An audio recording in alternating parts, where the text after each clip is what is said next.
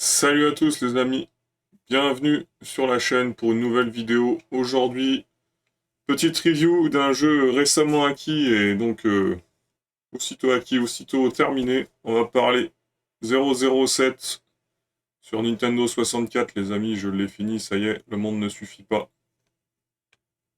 Voilà. Ce que je vous propose, c'est qu'on voit ça après le générique.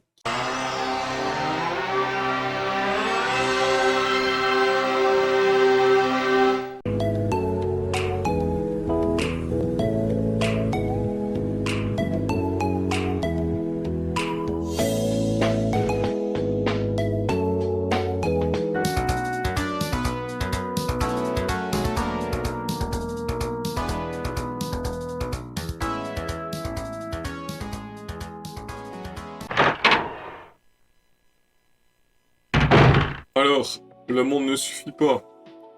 Qu'est-ce que c'est? Eh ben voilà, c'est donc un jeu sous licence James Bond, c'est le jeu adapté tiré du film. Tac, tac, tiré de ce film, Le monde ne suffit pas, voilà, donc avec Pierce Brosnan dans le rôle de James Bond, sorti en 1999. Et donc là, on a le jeu qui existe aussi sur PS1, qui est sorti en 2000. Vous noterez que là, la licence James Bond était passée chez EA, du coup c'était EA qui avait les droits de la licence, du moins pour faire des jeux James Bond. Alors la version PS1, moi j'y ai jamais joué, je sais pas ce qu'elle vaut, on m'a dit bon c'était pas foufou. On notera quand même que potentiellement la version PS1 était donc sur format CD, donc un plus gros espace de stockage hein, pour les données du jeu tout simplement. Donc vis-à-vis de ce jeu, qui est donc un support cartouche bien sûr, donc on va dire en niveau des données pareil de stockage limité, donc je sais pas vraiment exactement de quoi il en retourne. En tout cas, il faut savoir que cette version N64, dans un premier lieu, elle exploite vraiment bien l'écosystème de la console. Hein. Il est sorti en 2000, hein, donc c'est déjà entre guillemets un jeu qui est de la deuxième tranche de vie de la machine hein, à peu près, donc puisque finalement en 2001 au Japon, du moins la GameCube sera déjà de la partie. Donc voilà, c'est vraiment un jeu de la dernière tranche de vie de la console.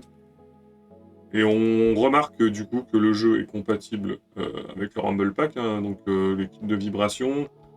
Il a besoin de l'expansion pack, hein, l'extension de mémoire de la console pour tourner, et en plus, il vous faudra une carte mémoire additionnelle pour sauvegarder votre partie, car la cartouche ne possède pas de pile de sauvegarde. Et ça en revient à ce que je disais au début, c'est surtout, je pense, pour une histoire de problème de stockage de données sur la cartouche, hein, pour pouvoir tout simplement faire tourner le jeu. Donc voilà, tout ça, c'est à prendre en compte. Donc au moins, voilà, il utilise vraiment tout l'écosystème Nintendo 64. Graphiquement, il est dans son jus d'époque, franchement, rien de choquant. Bon, c'est un peu polygonal, carré, hein, mais bon, c'est les jeux d'époque. Bon, le scénario, ça reprend le pitch du film, hein, si tu l'as pas vu, en gros, on va devoir empêcher un attentat terroriste de se produire et le méchant en question veut déclencher une attaque nucléaire, donc il faut que l'on empêche ceci d'arriver. Donc le jeu se décompose en 14 missions qui reprennent voilà, la trame du film. Donc voilà, où on y rencontre là les deux James Bond girls du film, hein, donc Sophie Marceau et Dennis Richards, dans leur rôle respectif d'Electra King et de Christmas James de mémoire. Et donc voilà, à savoir que j'ai refait le jeu, enfin j'ai fait le jeu, j'ai pas revisionné le film avant de faire le jeu, ni depuis que j'ai fini le jeu, ça fait très longtemps que je l'ai pas visionné ce film. Très franchement, d'un point de vue personnel, des 4 opus de James Bond où Pierce Brosnan incarne l'agent 007, je pense que pour moi ce film-là c'est le moins bon des 4, après c'est que mon avis. Et donc le jeu voilà reprend la trame. On a un jeu donc FPS, les commandes on est à la maison, donc c'est le même gameplay que GoldenEye, donc là-dessus il n'y a pas de souci, tu prends ta manette, t'es direct à la maison. Après c'est un jeu d'époque, donc c'est-à-dire que les missions sont ultra courtes, par contre les ennemis sont placés vraiment de manière très vicieuse et il y a peu de chance, franchement. Après, vous pouvez y arriver, mais il y a quand même peu de chance que sans connaître le jeu, vous réussissiez les missions du premier coup, parce que en fait, c'est du par cœur. La durée de vie, elle se fait sur le die and retry, en fait, parce que les ennemis sont vraiment placés de manière vicieuse. Il y a des objectifs un peu, entre guillemets, bâtards, c'est-à-dire que parfois vous aurez des missions où vous allez devoir poursuivre, voilà, où vous devez poursuivre un ennemi. C'est scripté, bien évidemment. Le jeu, c'est du couloir, certes, mais il y a quand même parfois quelques embranchements qui font que c'est pas un couloir unique. Quand vous connaissez pas le chemin, et ben, vous avez tendance un peu à explorer, enfin, à chercher votre chemin. Et en fait, si vous mettez trop de temps, et ben, en fait, vous êtes en pleine mission et vous prenez un game over, malgré qu'il n'y ait pas de timer à l'écran ou quoi que ce soit, parce qu'en fait, votre cible, elle s'est échappée, ça vous affiche ça. Donc ça, il faut le savoir.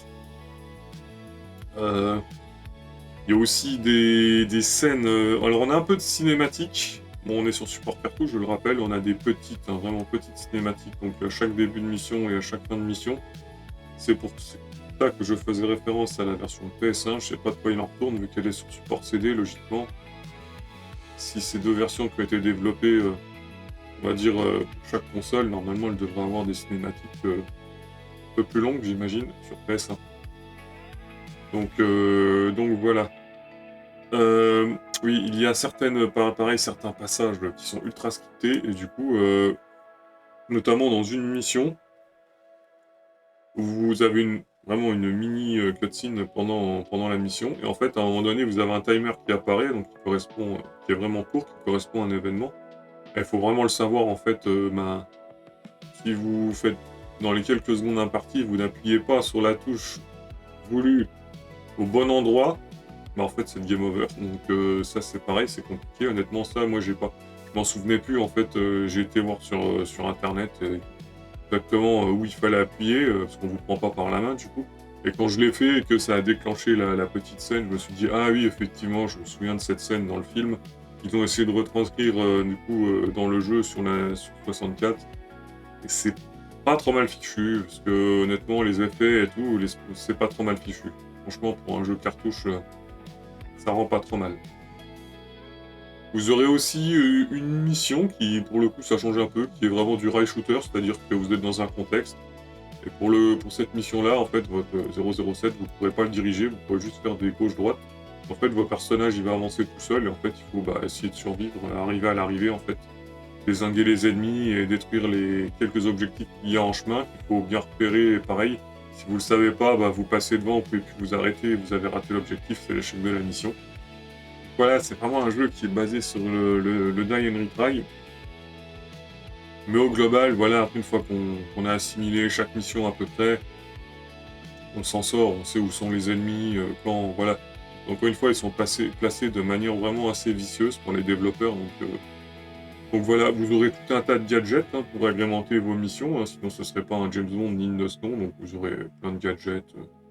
En veux-tu, en voilà. Vous avez votre montre, bien sûr, qui a plusieurs fonctions. Vous pouvez assommer les ennemis avec, elle sert de grappin, effectivement.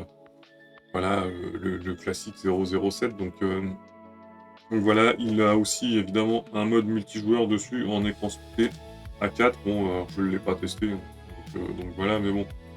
Je pense que ça reste quand même assez carré. C'est pareil, dans la lignée de GoldenEye. 007 sur cette même machine. Moi, qu'est-ce que j'ai pensé du jeu? Ben voilà, je vous l'ai dit, ça reprend la trame du film. Voilà, qui est ici.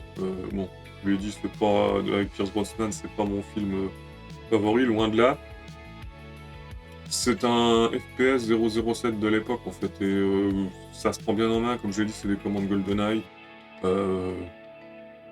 Voilà, franchement ça se joue. Il y a quelques passages où c'est frustrant parce que voilà, c'est ultra scripté, il faut savoir quoi faire, vous pouvez pas forcément le deviner, donc voilà. Ceci étant dit, petit bémol, la dernière mission, franchement, si vous y avez déjà joué, vous saurez de quoi je parle. Ils ont craqué, après ils ont repris l'intrigue du film, donc c'est logique de faire ça, mais non, franchement, l'exécution, aïe aïe aïe. La dernière mission, franchement, c'est le gameplay qui est vraiment, comment dire, compliqué. Moi perso, j'ai galéré à la finir, non pas parce qu'il y avait les ennemis qui me tuaient, enfin si, ça arrivait, mais en fait, parce que la plupart du temps, je me suis suicidé sans le vouloir. parce que le gameplay est vraiment compliqué. Vous allez en fait passer une moitié de la mission immergée sous l'eau, vous n'avez pas de masque à oxygène, donc c'est compliqué de se déplacer sous l'eau, il faut trouver son chemin, et quand vous allez passer cette phase, après, bah, tout l'inverse, la phase terrestre, il faut utiliser votre monde grappin, où c'est que du level design à la verticale, enfin c'est compliqué honnêtement, et c'est ultra rigide, on voit que le jeu il est pas conçu pour ça, et du coup c'est assez frustrant. Hormis ça, voilà, sinon les missions ça s'enchaîne bien, comme je vous l'ai dit, une fois que vous êtes planté 3 fois dans une mission, vous savez à quoi vous attendre, et voilà, donc qu'est-ce que j'ai pensé du jeu? J'ai passé un bon moment au global, c'est une bonne version pour la Nintendo 64 de James Bond. 007 du coup, le monde ne suffit pas, il a des décors variés, un arsenal d'armes aussi varié, hein, sinon ce serait pas 007.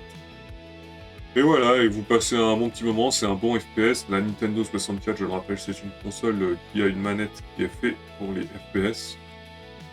Donc voilà, faut savoir qu'aujourd'hui, bon, il a une petite cote hein, en version 64, il coûte beaucoup moins cher en version PS1. Donc si vous l'avez jamais fait, écoutez, si vous le trouvez dans cette version-là, à un prix correct, bah voilà, vous pouvez y aller, franchement, c'est un bon petit jeu, et je suis content de l'avoir fait, et il restera dans ma collection James Bond. Voilà les amis, c'est la fin de cette petite review, je vous dis à la prochaine, dans une nouvelle vidéo, le pouce, l'abonnement, c'est sympa, et je vous dis à la prochaine, allez ciao ciao. What's going on? Snake?